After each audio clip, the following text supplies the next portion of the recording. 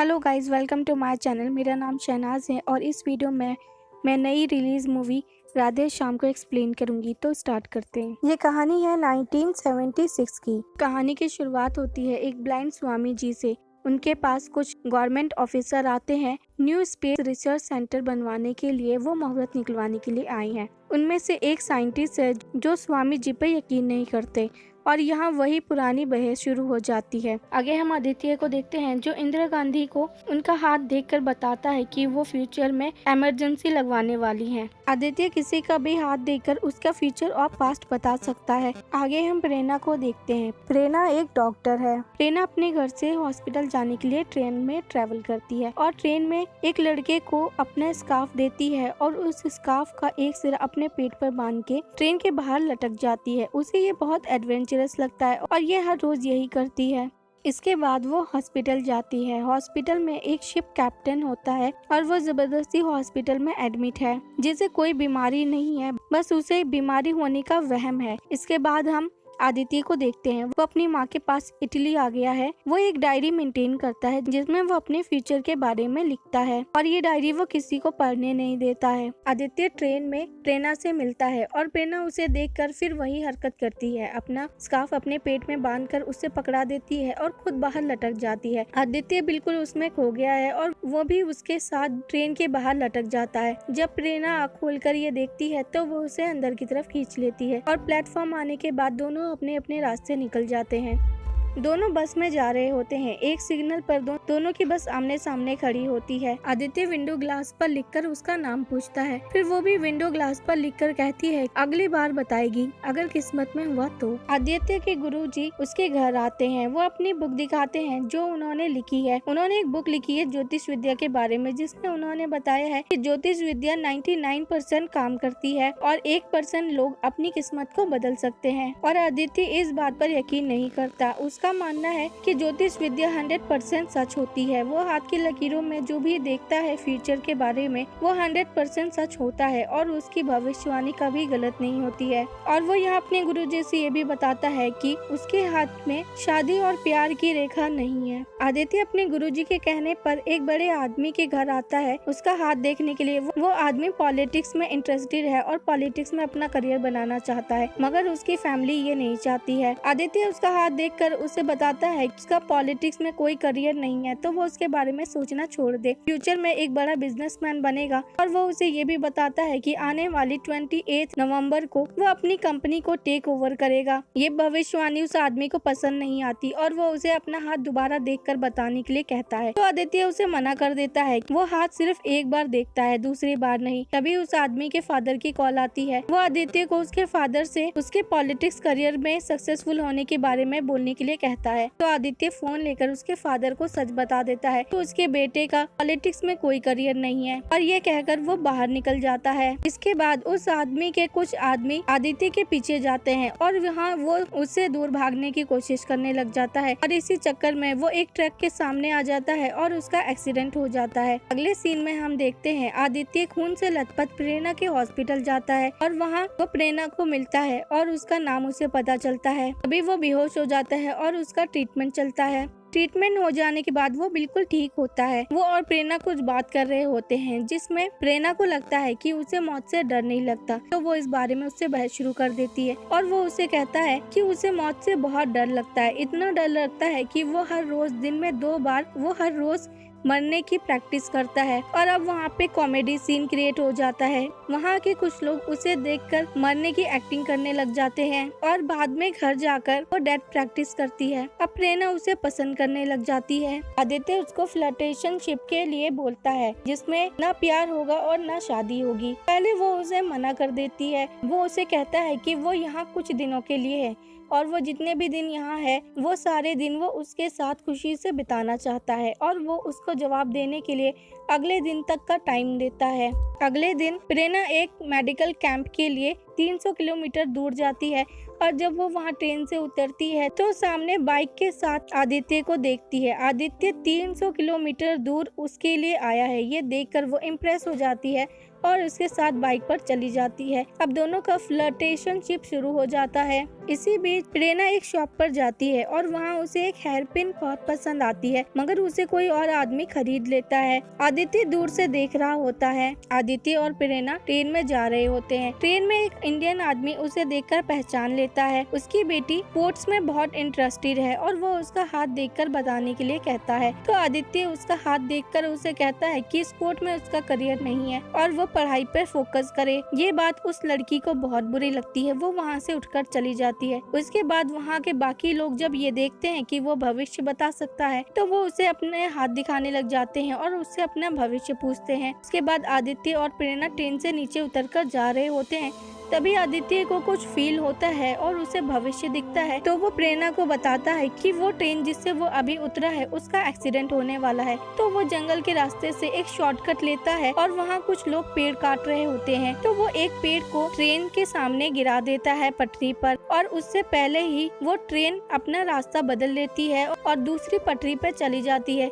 मगर अफसोस उस ट्रेन का फिर भी एक्सीडेंट हो जाता है और वो आदमी जिसने अपनी बेटी का हाथ दिखाया था वो मर जाता है और उसकी बेटी का एक हाथ कट जाता है। ये न्यूज़ प्रेरणा टीवी पर देखती है और वो शॉक रह जाती है कि जो भविष्य आदित्य ने बताया था वो सच हो गया। प्रेरणा के चाचा उससे बात करते हैं और उसे कहते हैं कि वो आदित्य से प्यार करने लगी है, मगर उसको उससे दूर रहना चाहिए, उसको इन सब चीजों में नहीं पड़ना चाहिए और वो अपने किसी राज के बारे में आदित्य को बताने के लिए कहते हैं। प्रेरणा आदित्य को मिलने को बुलाती है। प्रेरणा आदित्य से पूछती है कि क्या हम अपनी किस्मत को बदल सकते हैं। तो आदित्य उसे कहता है कि नहीं, हमारी किस्मत में जो है वो होके रहता है। अब वो उसे अपना हाथ देखने के लिए कहती है। वो उसका हाथ देखकर उसे बताता है 48 इयर्स की एज में अपना हॉस्पिटल बनाएगी और अपना सपना पूरा करेगी और वो 71st इयर्स एज में एक अवार्ड भी जीतेगी। इसके बाद अचानक से प्रेरणा की नाक से खून निकलने लग जाता है। आदित्य उसे हॉस्पिटल लेकर जाता है।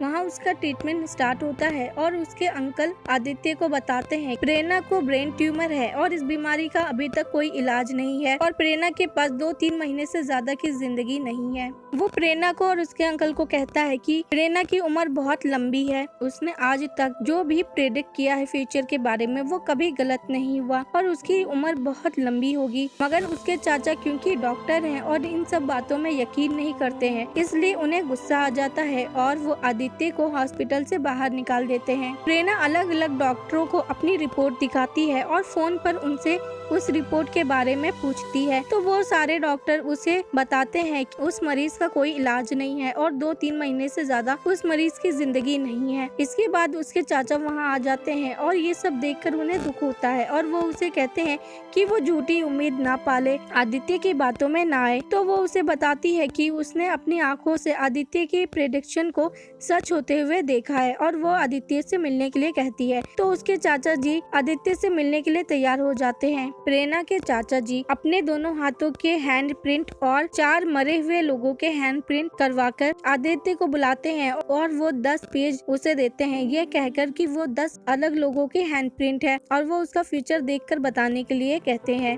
आदित्य वो सारे प्रिंट देखकर उन्हें बताता है कि ये 10 अलग लोगों के हैंड प्रिंट नहीं है, ये 5 लोगों के दोनों हाथ के हैंड प्रिंट है, जिनमें से 4 लोगों की डेथ हुई है और वो उन 4 डेथ लोगों के मौत का रीजन, उम्र और जेंडर बता देता है, जो कि बिल्कुल सही होती है। और इसके बाद वो प्रेरणा के चाचा जी के हैंड प्रिंट देखकर उनके बारे में और उनके पास्ट के बारे में भी बताता है और अब उसके चाचा जी को आदित्य पर भरोसा हो जाता है। प्रेरणा के अंकल उसे इस बारे में बताते हैं और प्रेरणा बहुत खुश हो जाती है, उसे जिंदगी की एक नई उम्मीद मिल जाती है। प्रेरणा आदित्य से मिलती है और उसे अपनी एक ख्वाहिश के बारे में बताती है। वो एक खूबसूरत सा गाउन पहनकर उसके साथ डांस करना चाहती है। अगले सीन में हम उस आदमी को देखते हैं जिसे आदित्य ने उसका हाथ देखकर उसका भविष्य बताया था।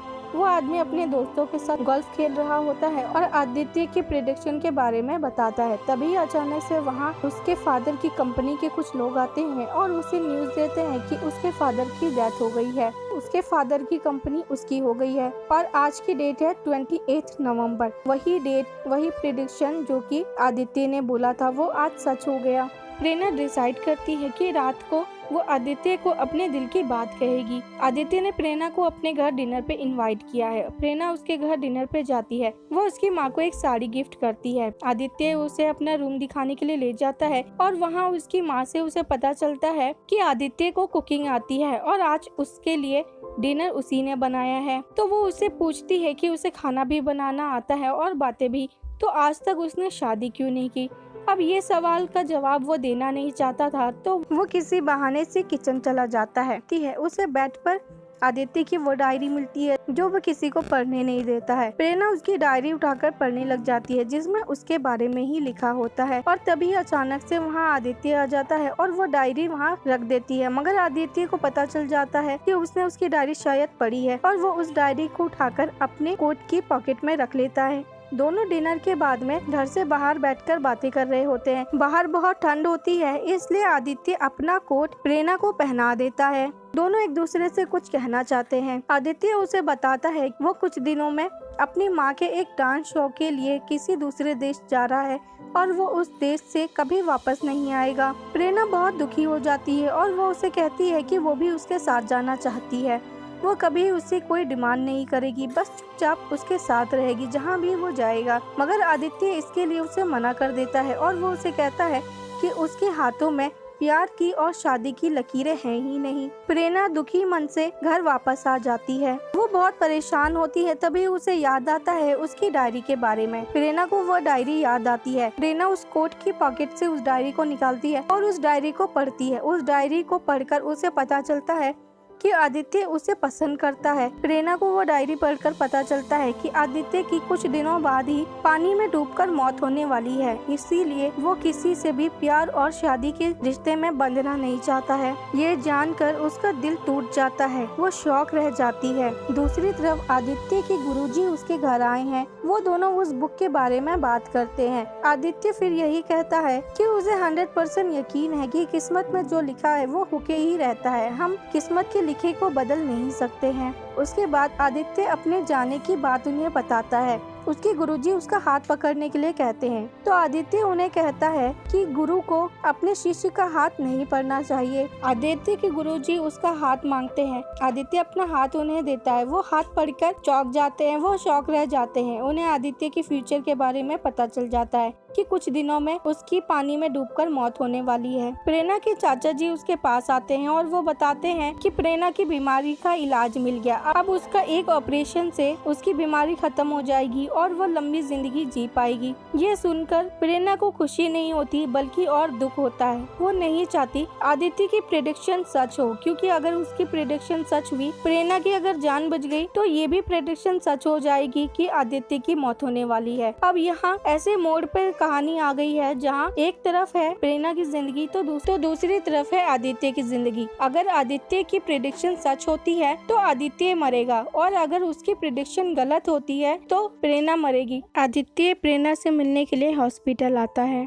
वहाँ उसके कलीग उससे मिलने से रोकते हैं, तो वो उसे बताता है कि वो उसके लिए एक हेयर क्लिप लाया है जो कि उसने एक शॉप में देखा था। तो उसके कलीग्स उसकी हेयर क्लिप की वैल्यू को बहुत कम समझते हैं, उसे ना मिलने के लिए कहते हैं। तो वो उनको बताता है कि वो कितनी मुश्किल से वो हेयर क्लिप लेकर आया है। उसे जिस आदमी ने उस हेयर क्लिप को खरीदा था वो अफ्रीका चला गया था और वो उस अफ्रीकन से किस तरीके से हेयर क्लिप को लेकर आया है वो पूरी कहानी बताता है, जो कि काफी लंबी और डिफिकल्ट होती है। पीछे से ये सारी कहानी प्रेरणा सुन लेती है और वो उनसे पूछता है कि अब बताओ कि इस हेयर क्लिप की वैल्यू क्या है। तो प्रेरणा जवाब देती है कि वो हेयर क्लिप प्राइसलेस है और वो उस हेयर क्लिप को अपने बालों में लगा लेती है। अब दोनों एक जगह जाकर बात करते हैं और आदित्य उससे कहता है कि जैसे हम हंसते हुए मिले थे उसी तरीके से हंसते हुए ही पिछड़ना चाहता हूँ। और वो उसे कहता है कि वो जाने से पहले एक बार उसके साथ डांस करना चाहता है। जो ख्वाहिश प्रेरणा की थी, वो एक खूबसूरत से गाउन में डांस करना चाहती थी और वो दोनों अपनी उस ख्वाहिश को पूरा करते हैं। अगले दिन आदित्य दूसरे देश चला जाता है जहाँ उसकी माँ का डांस परफॉर्मेंस होता है। उस डांस परफॉर्मेंस के बाद वो एक जगह बैठा होता है जहाँ उसे वही लड़की मिलती है जो उसे ट्रेन में मिली थी। वो लड़की उसे बताती है कि उसके पापा की डेथ हो गई उस एक्सीडेंट में और उसका एक हाथ कट गया, मगर वो अपने हाथ कटने के बाद भी गिव अप नहीं करेगी और अपनी किस्मत को वो खुद लिखेगी। और ये कहकर वो वहाँ से चली जाती है। प्रेरणा ने आदित्य की डायरी को उसके सामान में रख दिया था। वो अपनी डायरी को निकालता है और उसके लास्ट पेज को पढ़ता है, जिसमें प्रेरणा ने लिखा था कि वो अपने प्यार के लिए वो आदित्य की प्रेडिक्शन को गलत साबित करने के लिए अपनी जान दे देगी, ताकि उसकी प्रेडिक्शन गलत हो जाए और उस आदित्य ने जो अपनी मौत के बारे में प्रेडिक्ट किया है वो भी गलत हो जाए और वो जिंदा रहे। वो अपने प्यार के लिए अपनी जान की कुर्बानी देने के लिए कार लेकर चली जाती है और एक ट्रक के सामने आ जाती है। उसका बहुत बड़ा एक्सीडेंट हो जाता है। इसके बाद वो हॉस्पिटल में कॉल करता है, जहां उसके अंकल फोन उठाते हैं। उसके अंकल आदित्य को प्रेरणा के एक्सीडेंट के बारे में बताते हैं, तो आदित्य उसे कहता है कि वो प्रेरणा से बात करना चाहता है। प्रेरणा बेहोश होती है। वो उनको लाउड स्पीकर पे रखा जाता है और आदित्य उसे कहता है कि वो उससे प्यार करता है और वो उसके साथ अपनी आगे की जिंदगी जीना चाहता है और वो दोनों साथ में ही जिएंगे। और वो उसे कहता है कि उसके लिए प्रेरणा को जीना पड़ेगा। और इन्हीं सारी बातों में प्रेरणा की बॉडी में मूवमेंट होने लगती है। आदित्य उसे कहता है कि वो बहुत जल्दी उसके पास होगा। आदित्य फ्लाइट से जाने के बारे में सोचता है, तो उसे पता चलता है कि वहाँ हैवी रेन होने की वजह से एयरपोर्ट बंद है, तो अब उसके पास शिप से जाने के सिवा और कोई रास्ता नहीं है। वो एक शिप में जाता है, जहाँ वही कैप्टन होता है जो उसे हॉस्पिटल में मिला था। वो शिप में जा रहा होता है कि वहाँ पे तूफान आ जाता है और उसकी शिप में पानी भर जाता है। वो शिप से बाहर कूद जाता है। वो पानी में डूबने ही वाला होता है कि उसे अपने गुरुजी की बात याद आती है कि इस दुनिया में 1% लोग अपनी किस्मत को अपनी मेहनत और अपनी कोशिश से बदल सकते हैं, और वो बचने की कोशिश करता है। ये सीन काफी लंबा होता है, मगर मैं इसको शॉर्ट में बता रही हूँ। आदित्य बचने की कोशिश करता है और वो बच भी जाता है। वो हॉस्पिटल आता है प्रेरणा के पास। प्रेरणा का सक्सेसफुली ऑपरेशन हो चुका है और वो बच चुकी है। आदित्य उसे प्रपोज करता है शादी के लिए, और हम देखते हैं फ्यूचर में उन दोनों की शादी हो भी जाती है और इस कहानी की हैप्पी एंडिंग होती है। तो गाइज, आपको ये कहानी कैसी लगी मुझे कमेंट सेक्शन में लिखकर बताइए। अगर आपको किसी मूवी या वेब सीरीज की वीडियो चाहिए तो आप मुझे कमेंट सेक्शन में लिखकर बता सकते हैं। और मुझे इस चैनल को ग्रो करने में हेल्प करने के लिए आप मेरी वीडियोस को पूरा देखिए और अपने फ्रेंड्स, फैमिली और सोशल मीडिया पे शेयर कीजिए। Thank you.